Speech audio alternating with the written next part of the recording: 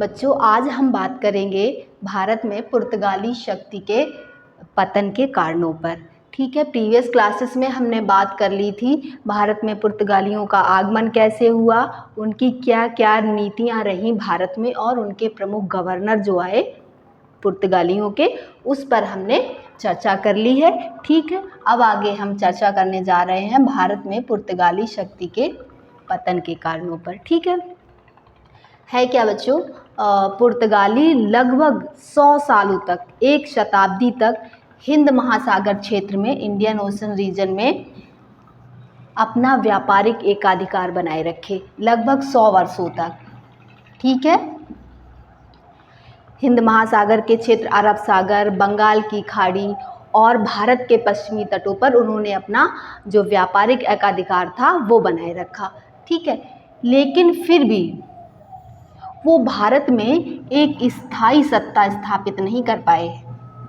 भारत में एक जो स्थायी सत्ता है वो स्थापित नहीं कर पाए, जैसा कि आगे चलकर अंग्रेज़ों ने किया। उनका जो थोड़ा बहुत व्यापार था वो सिमट के रह गया कहाँ पर? गोवा, दमन और दीव में। ठीक है, तो भारत के इन 3 क्षेत्रों में ही उनका व्यापार कुछ सिमट कर रह गया है ना। तो हम चर्चा करेंगे या अब हम पढ़ने जा रहे हैं भारत में पुर्तगाली शक्ति के पतन के क्या कारण है, देखते हैं। इससे पहले हम थोड़ा ये देख लें उन्होंने किस सन में अपने कौन कौन से क्षेत्र गंवाए। सबसे पहले 1628 में उन्होंने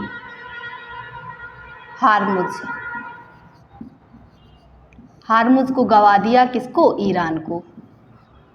स्ट्रेट है ये, एक जल संधि है जिसे अल्बुकर्क ने जीता था। ठीक है, 1632 में उन्होंने हुगली, कलकत्ता में, ठीक है, उसको गंवा दिया शाहजहां को, मुगल शासक शाहजहां को। अगला जो है वो है 1641 में उन्होंने गंवा दिया मलक्का। ये भी मलक्का जल संधि अल्बुकर्क ने जीती थी। अब इन्होंने गंवा दिया डच ईस्ट इंडिया कंपनी को।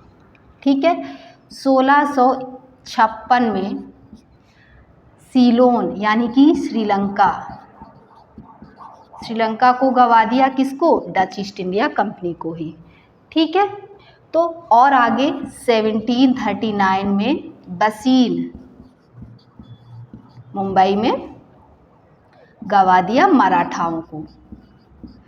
तो इस तरीके से पुर्तगालियों ने अपने क्षेत्रों को क्रमशः गंवाया और उनकी शक्ति जो है वो पतन होती रही। अब देख लेते हैं उनके पतन के कारण। नंबर 1, तो पहला कारण है बच्चों भारत में पुर्तगालियों के पतन का, तो वो है रिलीजियस इंटॉलरेंस, यानी कि धार्मिक असहिष्णुता की नीति। बड़े पैमाने पर पुर्तगाली भारत में ईसाईकरण कर रहे थे। ठीक है, बड़े पैमाने पर वो भारत में ईसाईकरण कर रहे थे, चाहे हिंदू हों या फिर मुस्लिम। जितने भी रिलीजियस स्ट्रक्चर्स थे उनको डिस्ट्रॉय कर रहे थे।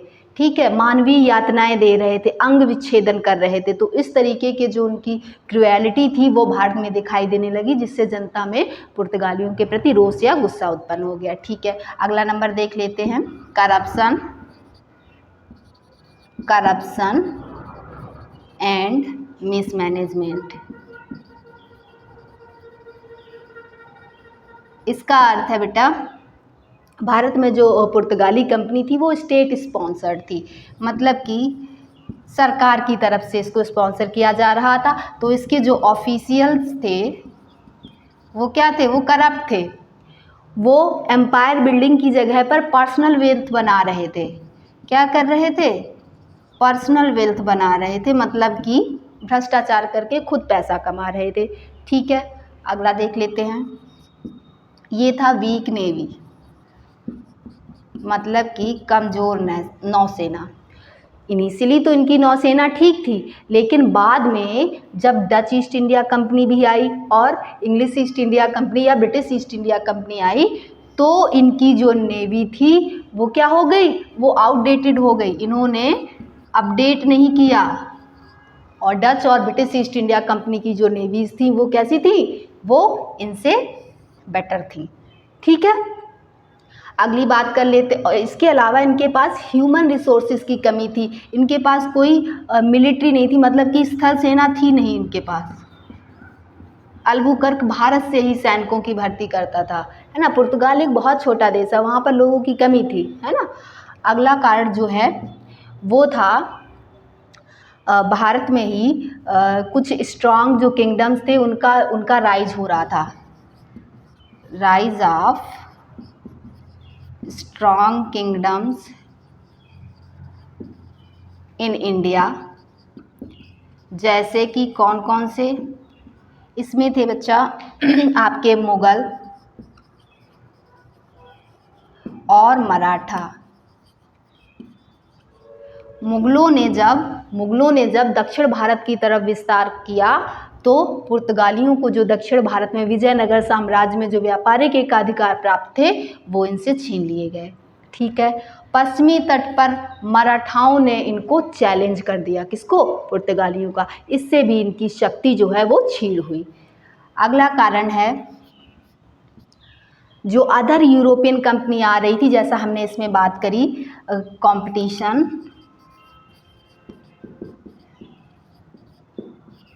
फ्रॉम अदर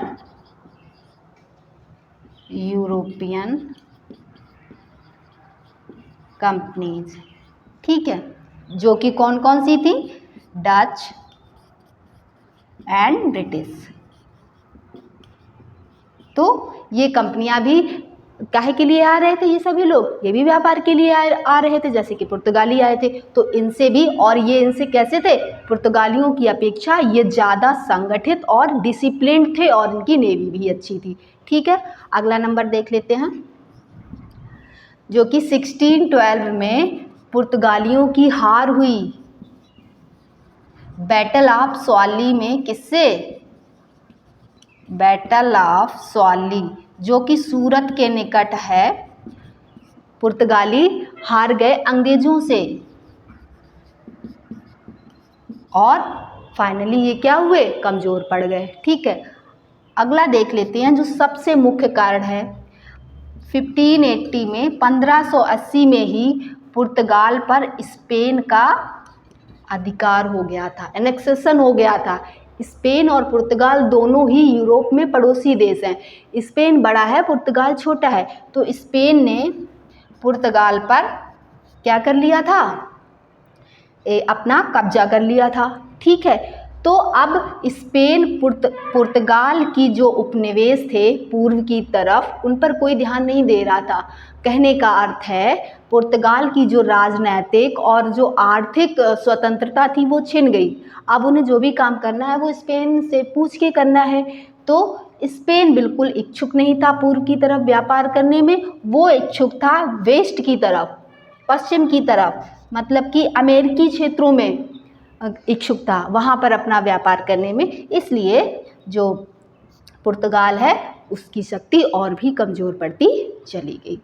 इस तरीके से हमने ये कुछ कारण हैं उनके माध्यम से आपको समझाने की कोशिश करी कि भारत में पुर्तगाली शक्ति का पतन कैसे हुआ। मिलते हैं नेक्स्ट क्लास में नेक्स्ट टॉपिक के साथ।